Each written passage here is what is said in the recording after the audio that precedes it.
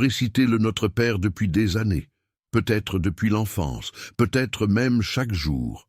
Mais, et si je vous disais que la prière que vous avez apprise est incomplète, qu'il existe une phrase finale, une conclusion, qui a été retirée au fil des siècles, une phrase qui contenait le véritable pouvoir de cette prière millénaire. Rudolf Steiner, l'un des plus grands clairvoyants et chercheurs spirituels du XXe siècle, a mené une enquête profonde sur l'histoire cachée du Notre Père. Et ce qu'il a découvert va complètement changer la façon dont vous comprenez et pratiquez cette prière. Le Notre Père n'est pas simplement une prière, c'est une formule spirituelle, complète, donnée par le Christ lui-même. Chaque phrase a été choisie avec une précision chirurgicale pour activer des centres spécifiques de l'être humain. Chaque mot est porteur d'un pouvoir, mais ce pouvoir a été diminué lorsque la prière a été modifiée. Avant de vous révéler quelle phrase a été retirée, je dois vous expliquer quelque chose de fondamental sur la nature du Notre Père. Selon Rudolf Steiner, cette prière n'a pas été créée par la tradition humaine. Elle n'a pas été compilée par des religieux au fil du temps. Elle a été transmise directement par Jésus-Christ comme une clé spirituelle, une formule qui connecte l'être humain aux forces les plus élevées du cosmos. Steiner a expliqué que le Notre Père contient 7 pétitions principales, et ces 7 pétitions correspondent aux 7 corps ou principes de l'être humain, selon l'anthroposophie. Mais avant de détailler chaque pétition, je dois vous expliquer pourquoi cette correspondance est si importante. L'être humain, selon la vision anthroposophique, n'est pas seulement un corps physique avec un esprit. Nous sommes des êtres complexes, avec de multiples corps, ou véhicules, de conscience. Le corps physique n'est que le plus dense. Au-dessus de lui existe le corps éthérique, le corps astral, le soi, et potentiellement des corps encore plus élevés que l'humanité est en train de développer. Chacun de ces corps vibre à une fréquence différente. Chacun répond à différents types de stimuli. Une prière commune peut toucher seulement 1 ou 2 de ces niveaux.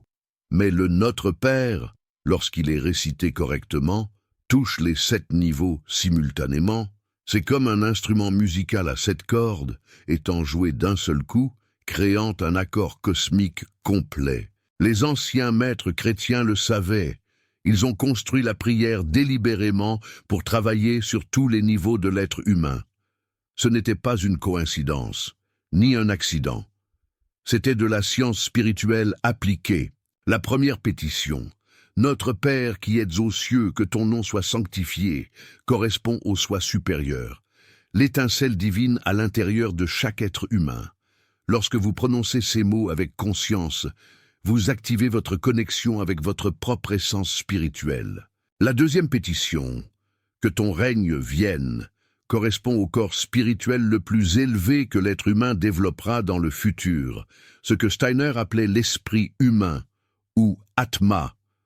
Vous invoquez la descente des forces divines pour transformer la matière, un peu comme les alchimistes d'autrefois. La troisième pétition, « Que ta volonté soit faite sur la terre comme au ciel », correspond à l'esprit de vie ou buddhi. C'est la soumission consciente de la volonté personnelle à la volonté cosmique. C'est reconnaître qu'il existe un but plus grand, guidant toute chose, une idée que l'on retrouve aussi chez des penseurs comme Teilhard de Chardin. La quatrième pétition, « Donne-nous aujourd'hui notre pain de ce jour », correspond au soi spirituel, ou manas. C'est la demande de nourriture spirituelle, et pas seulement physique. C'est demander la sagesse nécessaire pour chaque jour d'évolution. La cinquième pétition, « Pardonne-nous nos offenses, comme nous aussi nous pardonnons à ceux qui nous ont offensés », correspond au corps astral, le corps des émotions et des désirs. C'est la purification des émotions à travers le pardon mutuel. C'est la dissolution du karma négatif. La sixième pétition, « Ne nous soumets pas à la tentation », correspond au corps éthérique, le corps de l'énergie vitale. C'est demander une protection contre les forces qui tentent de dévier notre énergie vitale vers des chemins destructeurs. La 7e pétition, « Mais délivre-nous du mal », correspond au corps physique. C'est la protection contre les forces arimaniennes qui agissent dans la matière dense, tentant de piéger la conscience dans le matérialisme. Vous percevez la structure parfaite? 7 pétitions pour 7 principes de l'être humain. Une prière qui travaille tous les niveaux de notre être simultanément, comme les différentes strates de sens que l'on retrouve dans les vitraux d'une cathédrale. Mais il y avait une 8e partie, une conclusion, qui fermait le cycle et activait tout le pouvoir des 7 pétitions précédentes. Cette conclusion était « Car c'est à toi qu'appartiennent le règne, la puissance et la gloire pour les siècles des siècles.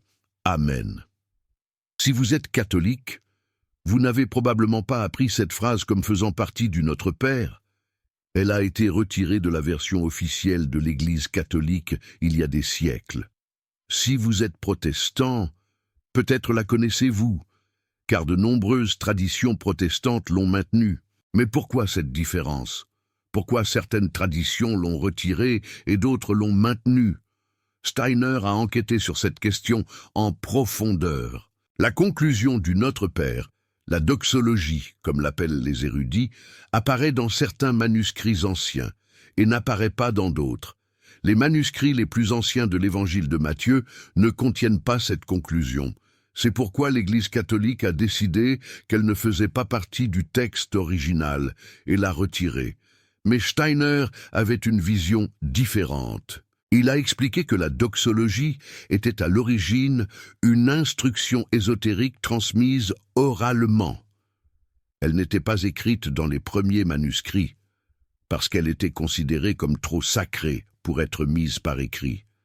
Elle était enseignée de maître à disciple, de bouche à oreille, comme faisant partie des mystères chrétiens les plus profonds. Lorsque le christianisme a commencé à s'institutionnaliser, lorsqu'il est devenu la religion officielle de l'Empire romain, une grande partie des connaissances ésotériques a été perdue ou délibérément supprimée. La doxologie, parce qu'elle ne figurait pas dans les manuscrits les plus anciens, a été considérée comme un ajout postérieur et écartée. Ce processus d'institutionnalisation s'est déroulé principalement au Concile de Nicée en 325 après Jésus-Christ.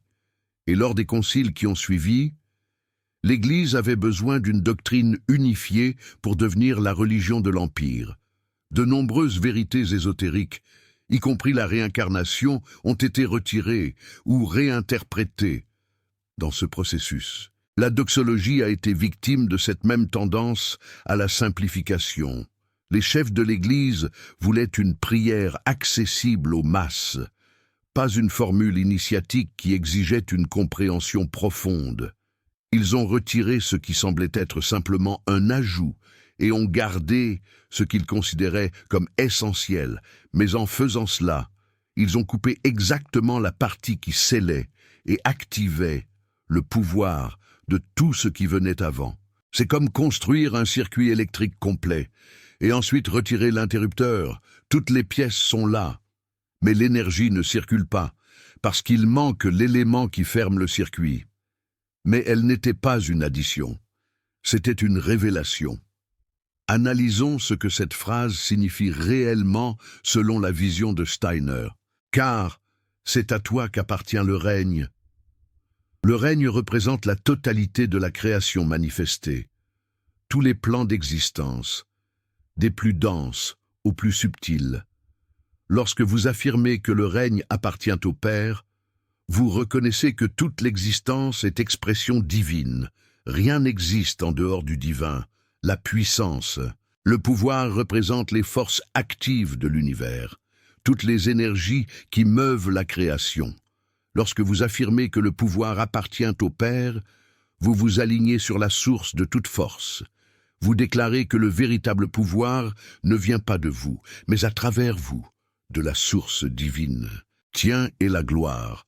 La gloire représente la conscience pleine, l'illumination, la réalisation spirituelle complète. Lorsque vous affirmez que la gloire appartient au Père, vous reconnaissez que le destin final de toute conscience est de retourner à l'unité divine. dans un état de pleine réalisation, un état comme celui que l'on retrouve dans l'extase mystique décrite par Bergson. Pour toujours, cela établit que ces vérités sont éternelles, elles ne sont pas conditionnelles, elles ne sont pas temporaires. Le royaume, le pouvoir et la gloire ont toujours appartenu et appartiendront toujours à la source divine. C'est une vérité immuable comme les principes qui régissent la cathédrale Notre-Dame. Amen. Ce mot n'est pas seulement une clôture. En hébreu, Amen signifie « ainsi soit-il » ou « que cela se fasse ». C'est une déclaration de manifestation. En prononçant « Amen », vous scellez toute la prière, affirmant que ce qui a été demandé est déjà en processus de réalisation, comme une graine plantée dans le terreau de l'univers. Le mot « Amen » a des racines dans la même famille de mots qui signifient « vérité » et « confiance » en hébreu. Lorsque vous dites « Amen », vous déclarez que vous avez confiance en la vérité de ce que vous venez d'affirmer. Vous scellez, avec votre propre foi, la réalité spirituelle que la prière a créée, une confiance comparable à celle que l'on place dans l'architecte d'une cathédrale, qui sait que chaque pierre contribuera à l'édifice final. Rudolf Steiner expliquait que l'Amen est comme une signature cosmique, tout comme une signature sur un document légal rend le document valide et exécutable. L'Amen rend la prière valide et exécutable sur les plans spirituels. Sans l'Amen conscient, la prière flotte, sans ancrage.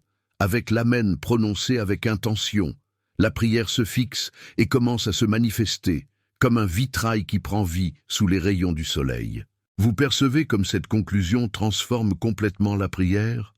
Sans la doxologie, le Notre Père termine avec une demande « Délivre-nous du mal ». Il termine sur un ton de supplication, de dépendance, presque de peur. Avec la doxologie, la prière termine en affirmation de pouvoir. Elle termine en déclarant la souveraineté divine sur toute la création. Elle termine avec vous, vous positionnant non comme un mendiant apeuré, mais comme un enfant du cosmos qui reconnaît et s'aligne avec les forces suprêmes. La différence énergétique est énorme. Rudolf Steiner expliquait que les prières sont des formules de pouvoir. Les mots que vous prononcez créent des motifs dans le monde astral. Ces motifs attirent des forces correspondantes. Une prière qui termine en supplication attire des forces de supplication. Une prière qui termine en déclaration de pouvoir attire des forces de pouvoir. C'est un peu comme l'effet d'une cloche de cathédrale, dont les vibrations résonnent à travers l'espace, attirant les fidèles. L'Église, en supprimant la doxologie, a transformé le Notre Père d'une formule complète de pouvoir en une prière incomplète de supplication. Intentionnel ou non, l'effet a été de diminuer le pouvoir spirituel des fidèles, un peu comme si on avait enlevé une clé de voûte, affaiblissant l'ensemble de l'édifice spirituel. Maintenant, je vais vous enseigner comment réciter le Notre Père complet de manière consciente, en activant tout son pouvoir selon les enseignements de Rudolf Steiner. Premièrement, la préparation. Avant de commencer la prière, calmez votre esprit. Respirez profondément quelquefois. Ramenez votre conscience dans le moment présent. Le Notre Père, récitez mécaniquement, pendant que vous pensez à d'autres choses, à peu d'effet. La prière a besoin de votre présence consciente. C'est comme vouloir apprécier un tableau de Monet en étant distrait par son téléphone. Deuxièmement, la posture. Rudolf Steiner recommandait de se tenir debout ou assis avec la colonne vertébrale droite. Les mains peuvent être jointes devant la poitrine ou ouvertes, tournées vers le haut. La posture physique influence le flux d'énergie spirituelle. Imaginez-vous comme un arbre dont le tronc droit permet à la sève de circuler librement. Troisièmement, la respiration. Chaque pétition du Notre Père peut être synchronisée avec la respiration. Inspirez avant de commencer une pétition. Prononcez les mots pendant l'expiration. Cela crée un rythme qui approfondit l'état méditatif. C'est comme dans le yoga, où la respiration consciente amplifie les bienfaits de chaque posture. Maintenant, la prière proprement dite, avec conscience de la signification de chaque partie. Notre Père qui es aux cieux, au moment de prononcer ces mots, visualisez une lumière dorée au-dessus de vous. Sentez la présence du divin non comme quelque chose de distant, mais comme quelque chose qui vous enveloppe et vous imprègne.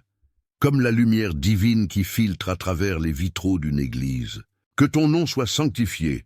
Le nom représente l'essence divine. Sanctifié signifie reconnaître comme sacré. Vous déclarez que l'essence divine est sainte, séparée de tout ce qui est profane. Une séparation aussi nette que celle entre le sacré et le profane dans l'art roman. Que ton règne vienne. Visualisez les forces célestes descendant. Imaginez le monde spirituel se rapprochant du monde physique. Vous invoquez la descente du divin dans la matière, comme l'incarnation, cette union du divin et de l'humain. Que ta volonté soit faite sur la terre comme au ciel. Sentez votre volonté personnelle s'alignant avec la volonté cosmique, non comme soumission forcée, mais comme harmonie naturelle. Votre volonté la plus profonde et la volonté divine ne font qu'un, un peu comme l'harmonie des sphères dont parlaient les anciens philosophes. Donne-nous aujourd'hui notre pain de ce jour. Demandez non seulement la nourriture physique, mais la nourriture spirituelle, la sagesse, l'orientation, l'énergie nécessaire à votre évolution en ce jour spécifique, comme la manne céleste, cette nourriture miraculeuse qui sustenta le peuple hébreu dans le désert. Pardonne-nous nos offenses comme nous pardonnons aussi à ceux qui nous ont offensés. C'est un moment de purification. Ramenez à l'esprit tout ressentiment que vous portez, toute rancune, et consciemment, libérez, pardonnez. En même temps, demandez pardon pour vos propres fautes, un acte de purification similaire à la confession dans la tradition chrétienne. Ne nous laisse pas succomber à la tentation. Demandez protection contre les forces qui tentent de vous détourner du chemin spirituel. Les tentations ne sont pas seulement morales, elles sont énergétiques. Des forces qui veulent drainer votre énergie vitale à des fins destructrices, un peu comme les démons qui hantaient les tableaux de Jérôme Bosch. Mais délivre-nous du mal. Demandez une protection spécifique contre les forces arimaniennes, les forces qui veulent emprisonner la conscience dans la matière dense, qui veulent vous faire oublier votre nature spirituelle, ces forces obscures qui tentent de nous éloigner de la lumière. Et maintenant, la conclusion qui a été supprimée. Car c'est à toi qu'appartiennent le règne, la puissance et la gloire, pour les siècles des siècles. Amen. Au moment de prononcer cette conclusion, sentez un changement d'énergie. Vous ne demandez plus, vous déclarez, vous affirmez des vérités cosmiques. Le royaume appartient au divin, le pouvoir appartient au divin, la gloire appartient au divin. Et vous, en tant que partie de la création divine, participez à ce royaume, à ce pouvoir, à cette gloire. Un peu comme une note de musique qui contribue à l'harmonie de l'ensemble. L'amen final scelle tout, que cela soit, que cela se manifeste. Rudolf Steiner enseignait que cette façon de réciter le Notre Père a des effets perceptibles. Les personnes rapportent des sensations de chaleur, d'expansion, de paix profonde. Certaines voient des couleurs ou des lumières, d'autres sentent des présences bénéfiques. Ce sont les anges qui s'approchent lorsque la prière est faite avec conscience et complétude. Une expérience mystique comparable à celle décrite par sainte Thérèse d'Avila. Chaque pétition du Notre Père est sous la régence de différents êtres angéliques. Lorsque vous récitez « Que ton nom soit sanctifié », vous invoquez l'attention des séraphins, les anges les plus élevés, qui vivent dans la proximité immédiate du divin. Lorsque vous récitez « Que ton règne vienne », vous appelez les chérubins, gardiens de la sagesse cosmique. Les hiérarchies angéliques répondent à la prière humaine, non parce que nous sommes spéciaux ou méritants, mais parce que c'est leur fonction dans l'économie cosmique. Ils sont des intermédiaires entre l'humain et le divin. Et lorsque nous prions correctement, nous facilitons énormément leur travail.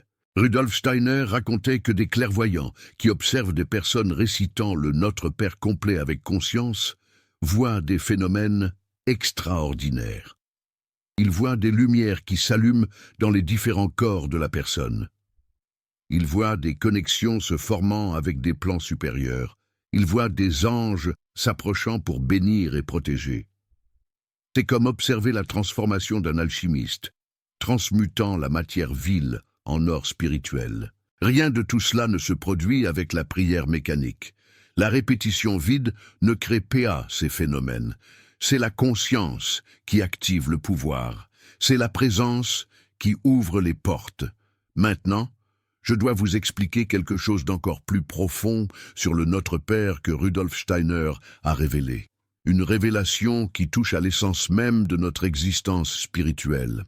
Cette prière n'a pas été donnée seulement pour le bénéfice individuel.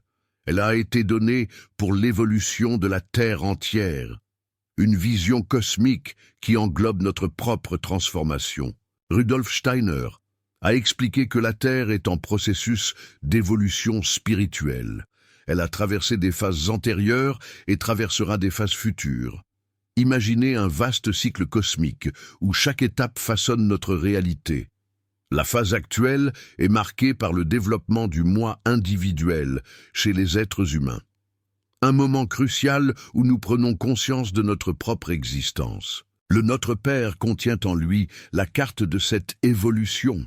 Chaque pétition correspond non seulement à un principe de l'être humain, mais à une phase de l'évolution cosmique. Un schéma divin inscrit dans les mots mêmes de la prière. La Terre a déjà traversé des étapes antérieures, que Rudolf Steiner appelait l'ancien Saturne, l'ancien Soleil et l'ancienne Lune. Des époques lointaines où les fondations de notre être ont été posées. À chaque étape, différents aspects de l'être humain ont été développés. Le corps physique sur Saturne, le corps éthérique dans le Soleil, le corps astral dans la Lune, des strates d'existence superposées comme les voûtes célestes d'une cathédrale gothique. Maintenant, dans la phase terrestre, nous développons le moi individuel. Et dans le futur, nous passerons par des phases appelées Jupiter, Vénus et Vulcain, où nous développerons les corps spirituels supérieurs, une ascension vers la divinité, pas à pas. Le Notre Père reflète cet arc évolutif entier. C'est une prière qui contient le passé, le présent et le futur de l'humanité dans ces 7 pétitions. Un testament de notre voyage spirituel. Quand beaucoup d'êtres humains prient le Notre Père avec conscience, ils accélèrent l'évolution de la Terre. Ils aident le planète à passer à des phases supérieures de développement. C'est comme si nous étions tous des ouvriers à la construction d'un monde meilleur. C'est pourquoi les forces contraires à l'évolution humaine ont intérêt à diminuer le pouvoir de cette prière. Au fil des siècles, ces forces arimaniennes ont tenté d'ébranler les fondations de la prière, en enlevant la doxologie, en transformant la prière en répétition mécanique. Ces forces ont réussi à réduire significativement l'impact spirituel du Notre Père dans le monde. Une tragédie silencieuse qui a affaibli notre connexion au divin. Mais vous pouvez reverser cela. Chaque personne qui prie le Notre Père complet, avec conscience, restaure une partie du pouvoir perdu. Un acte de résistance spirituelle qui résonne à travers les âges. Rudolf Steiner parlait d'un phénomène intéressant qu'il appelait un égrégore ou forme pensée collective, une notion que l'on retrouve dans la pensée de Bergson. Quand des millions de personnes prient la même prière au long de siècles, elle crée une entité spirituelle collective qui contient la somme de toutes ces prières. Imaginez un océan d'énergie spirituelle alimenté par la foi. Le Notre Père a un égrégore énormément puissant, accumulé au long de 2000 ans de pratique, mais cet égrégore est fragmenté. Une mosaïque d'intention, de dévotion. Partie de lui contient le pouvoir complet de la prière originale. Partie de lui contient seulement la version affaiblie. Quand vous priez le Notre Père complet, vous vous connectez avec la partie la plus puissante de cet égrégore. Vous accédez 2000 ans de dévotion génuine. Vous vous ajoutez aux mystiques, saints et initiés qui ont toujours su la version véritable. Des figures spirituelles comme Thérèse d'Avila ou François d'Assise. C'est comme entrer dans un fleuve d'énergie spirituelle qui coule depuis les temps du Christ. Vous n'êtes pas seul quand vous priez. Vous êtes ensemble avec tous ceux qui ont déjà prié cette prière avec conscience. Une communion des saints invisible, mais puissante. Rudolf Steiner a aussi révélé quelque chose sur les différents idiomes dans lesquels le Notre Père est prié. L'idiome original était l'araméen, la langue que Jésus parlait. Quand vous priez en araméen, certaines fréquences sonores sont activées qui n'existent pas dans les traductions. Les sons de l'araméen ont un pouvoir propre, un héritage linguistique sacré. Mais Rudolf Steiner a aussi dit que chaque idiome porte ses propres qualités spirituelles. Le Notre Père en français a une qualité différente du Notre Père en latin ou en allemand. Aucun n'est meilleur ou pire. Ce sont différents outils pour différents travaux spirituels, des couleurs différentes sur la palette de la divinité. L'important n'est pas l'idiome en soi, mais la conscience avec laquelle vous priez. Une prière en français, faite avec pleine conscience, est plus puissante qu'une prière en araméen, faite mécaniquement. La qualité de l'intention transcende la langue. Quelques pratiquants avancés aiment prier le Notre Père dans différents idiomes, dans différentes occasions. Le latin apporte une solennité et une connexion avec des siècles de tradition monastique. L'araméen apporte une proximité avec la source originale. Le français apporte la familiarité et la facilité de concentration dans la signification. Un ballet linguistique qui enrichit notre expérience spirituelle. Rudolf Steiner a mentionné que dans le futur, quand l'humanité développera de nouvelles capacités spirituelles, surgiront de nouveaux idiomes spécifiquement dessinés pour la prière. Idiomes qui combineront les pouvoirs sonores de l'araméen avec la précision conceptuelle des langues modernes. Mais jusque-là, nous travaillons avec ce que nous avons. Nous affinons notre conscience dans les langues que nous connaissons. Le plus important est de ne jamais prier en pilote automatique. Chaque mot a besoin de passer par votre conscience. Chaque phrase a besoin d'être sentie, pas seulement prononcée. Si vous remarquez que vous priez mécaniquement, arrêtez, respirez, reconnectez-vous avec la signification et recommencez. Un retour à l'essentiel, à la présence. Une prière courte faite avec présence totale est infiniment plus valable qu'une prière longue faite avec la mente dispersée. La qualité de l'attention compte plus que la quantité des mots. Il y a un autre aspect que Rudolf Steiner a mentionné sur le Notre Père qui mérite attention. La prière mentionne la tentation. Ne nous laisse pas succomber à la tentation. Mais que signifie tentation dans la vision anthroposophique ? Rudolf Steiner a identifié deux forces adversaires principales, qui tentent de dévier l'être humain du chemin évolutif correct. Une est Lucifer, l'autre est Ahriman. Des forces cosmiques qui influencent nos choix et nos actions.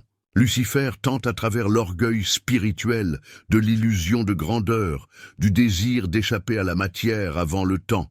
Ces tentations sont de fausses spiritualités, d'extases qui n'ont pas de base solide, d'arrogance spirituelle. Il nous attire vers un monde d'illusions et de fausses promesses. Ahriman tente à travers le matérialisme de la négation de l'esprit, de l'obsession avec le pouvoir et le contrôle dans le monde physique. Ces tentations sont d'avidité, de froideur émotionnelle, de négation de tout ce qui ne peut pas être mesuré et pesé. Il nous enferme dans un monde de béton et de chiffres. Quand vous priez, ne nous laisse pas succomber à la tentation.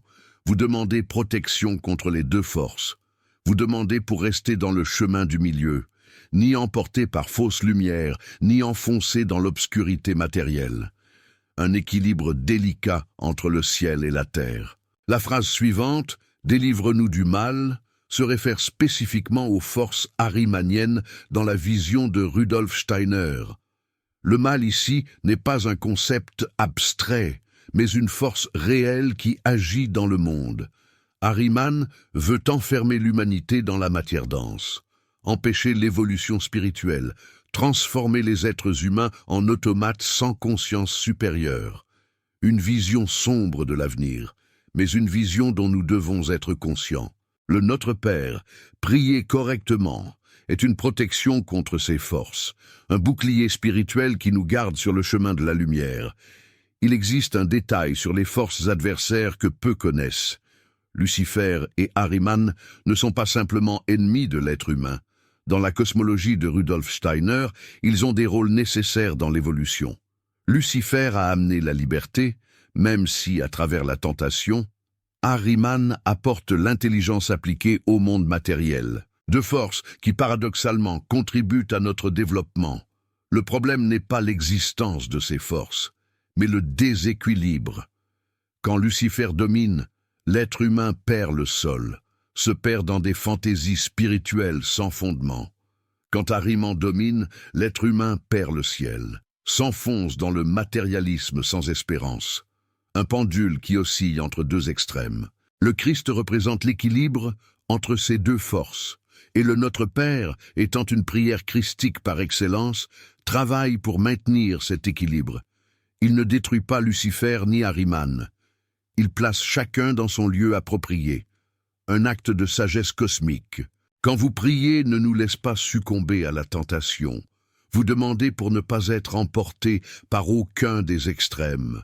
Vous demandez la grâce de l'équilibre. Vous invoquez la force du Christ pour vous maintenir dans le chemin du milieu. Une prière pour la modération et la sagesse. Et lorsque vous priez, délivre-nous du mal. Vous demandez une protection spécifique contre les excès ahrimaniennes, qui, à l'époque actuelle, sont particulièrement dangereux. Nous vivons une époque dominée par les forces matérialistes. La technologie, l'économie, la politique. Tout pousse vers le matérialisme. Le mal qui nous menace le plus aujourd'hui, c'est l'oubli de l'esprit. Mais il y a quelque chose d'autre que je dois révéler. Rudolf Steiner a expliqué que le Notre Père a un complément moins connu. C'est une prière qui travaille dans le sens inverse, du plus dense au plus subtil, équilibrant le mouvement descendant du Notre Père, avec un mouvement ascendant. Cette prière complémentaire est rarement enseignée. Elle commence en reconnaissant la présence du mal et monte, pétition par pétition, jusqu'à arriver à la reconnaissance du Père Céleste. Ensemble, les deux prières forment un cycle complet, une descente du ciel vers la terre et une montée de la terre vers le ciel, une respiration cosmique complète, comme les vitraux d'une cathédrale qui absorbe la lumière et la renvoie en couleurs vives. Cette prière complémentaire était connue dans les premiers siècles du christianisme. Parmi les groupes gnostiques et ésotériques, elle commençait avec l'affirmation que le mal peut être surmonté, montait à travers les tentations vaincues, du pardon concédé, du soutien reçu, de la volonté alignée, du royaume qui se manifeste, jusqu'à arriver à la sanctification du nom divin. C'était un chemin d'ascension spirituelle qui complétait le chemin de descente du Notre Père traditionnel, une véritable alchimie spirituelle. Rudolf Steiner n'a pas publié cette prière complémentaire dans ses écrits publics. Elle était enseignée seulement dans les cercles ésotériques plus avancés de la société anthroposophique. Mais il a mentionné son existence pour montrer que le Notre Père fait partie d'un système plus vaste de travail spirituel, un peu comme les compagnons bâtisseurs qui gardaient certains secrets de construction, pour la plupart des gens. Le Notre Père complet avec la doxologie est plus que suffisant pour une vie entière de pratiques spirituelles. Ses profondeurs sont inépuisables. Chaque fois que vous le priez avec conscience, vous découvrez de nouvelles couches de signification. C'est un peu comme contempler la rosace d'une cathédrale. On y découvre toujours de nouveaux détails. Mais même sans connaître cette prière complémentaire, vous pouvez obtenir d'immenses bénéfices en priant le Notre Père complet avec la doxologie incluse. Ce que l'Église a enlevé, ce n'était pas seulement une phrase, c'était le sceau de pouvoir de la prière, c'était la déclaration qui transforme le demandeur en co-créateur, c'était la reconnaissance que vous n'êtes pas séparé du divin, mais faites partie du royaume, participez au pouvoir, partagez de la gloire. À partir de maintenant, vous avez un choix. Vous pouvez continuer à prier la version incomplète que vous avez apprise, ou vous pouvez restaurer le Notre Père à sa forme complète. Vous n'avez pas besoin d'abandonner votre tradition religieuse. Vous n'avez pas besoin d'entrer en conflit avec votre Église. Simplement, à la fin de la prière, ajoutez la doxologie, mentalement si vous préférez, ou à voix haute si vous êtes seul. Il y a des moments spécifiques de la journée où le Notre Père a un effet plus intense, selon Rudolf Steiner. Au réveil, avant de vous lever du lit, quand la conscience est encore proche du monde spirituel duquel vous venez de revenir. À ce moment-là, la prière crée un pont entre ce que vous avez vécu dans les mondes supérieurs pendant le sommeil et le jour qui commence. C'est comme la rosée du matin qui relie la terre au ciel. À midi, quand le soleil est au point le plus haut, c'est un moment de force solaire maximale, et le Christ est intimement lié aux forces solaires dans la cosmologie de Rudolf Steiner. Le Notre Père, prié à midi, vous connecte avec ces forces de lumière et de chaleur spirituelle. Au crépuscule, quand le soleil se couche, c'est le moment de transition entre le jour et la nuit, entre la conscience éveillée et le sommeil. La prière prépare votre être pour le voyage nocturne à travers les mondes spirituels. Et avant de dormir, déjà couché, comme dernière activité consciente du jour, la prière à ce moment scelle le jour, pardonne les fautes, demande protection pour la nuit et prépare la conscience pour des expériences élevées pendant le sommeil. Rudolf Steiner recommandait qu'au moins une de ces 4 prières quotidiennes soit faite avec pleine conscience. Les autres peuvent être plus brèves, plus simples, mais une fois par jour, consacrer du temps réel à la prière complète, car c'est à toi qu'appartiennent le règne, la puissance et la gloire pour l'éternité. Amen. Ces paroles étaient dans la bouche de Jésus quand il a enseigné la prière. Ces paroles ont été préservées par des courants ésotériques au long des siècles. Ces paroles contiennent un pouvoir réel. Rudolf Steiner a dédié une partie de sa vie à restaurer des connaissances qui ont été perdues ou supprimées. Le Notre Père complet est une de ces connaissances. Ce n'est pas une invention nouvelle, c'est une restauration de l'ancien. C'est comme retrouver un manuscrit ancien caché dans les archives. Il y a un aspect final que je dois mentionner sur la pratique du Notre Père. La prière fonctionne mieux quand elle est combinée avec une vie qui cherche l'alignement avec ses principes. Il ne sert à rien de prier « Pardonne-nous nos offenses », comme nous pardonnons aussi à ceux qui nous ont offensés. Si vous portez des ressentiments que vous refusez de lâcher, la prière vous rappelle l'idéal. Mais vous devez travailler pour vivre cet idéal. De même, priez que ta volonté soit faite pendant que vous vivez obsédé par votre propre volonté personnelle crée une dissonance.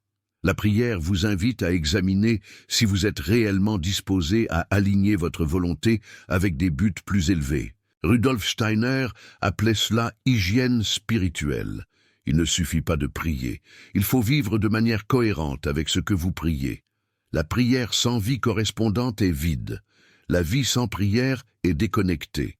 Les deux ensemble créent une transformation réelle, un peu comme un jardinier qui doit à la fois semer les graines et entretenir la terre. Si vous commencez à prier le Notre Père complet avec conscience, vous allez probablement remarquer qu'il commence à travailler en vous, en dehors des moments de prière.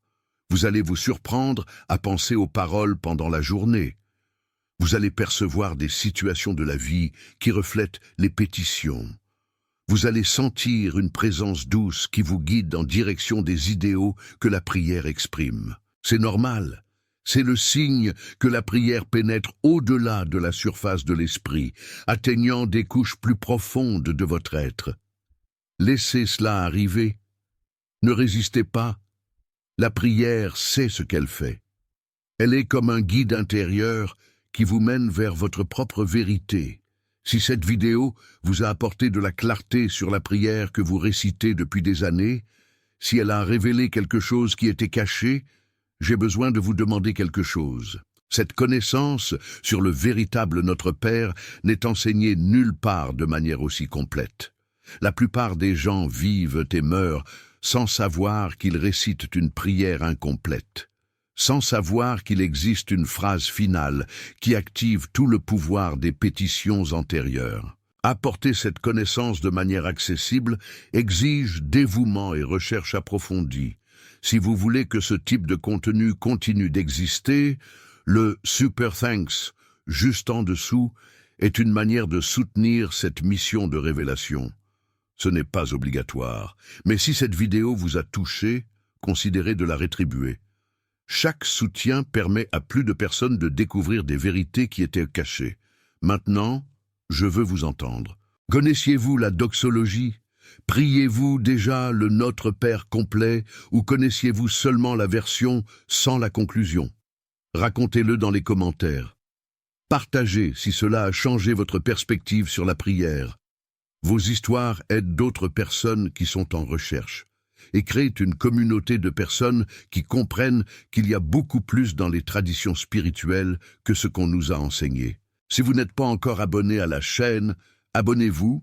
Il y a beaucoup plus de connaissances de Rudolf Steiner à partager sur les prières, sur l'Église, sur ce qui a été perdu et qui peut être retrouvé. Une richesse insoupçonnée. Merci d'être ici. Vraiment merci. Merci de chercher la vérité au-delà de ce qu'on vous a enseigné, de questionner les dogmes, d'oser explorer les frontières de la spiritualité. Et la prochaine fois que vous réciterez le Notre Père, souvenez-vous de le compléter, de lui donner sa pleine résonance, comme un écho à l'infini, car à toi appartiennent le royaume, la puissance et la gloire, pour les siècles des siècles. Amen. Que cela soit, qu'il en soit ainsi. À bientôt pour une nouvelle exploration, pour un nouveau voyage au cœur de la connaissance. Peut-être aborderons-nous la vision de Rudolf Steiner sur l'art sacré, ou bien les mystères des cathédrales. Qui sait?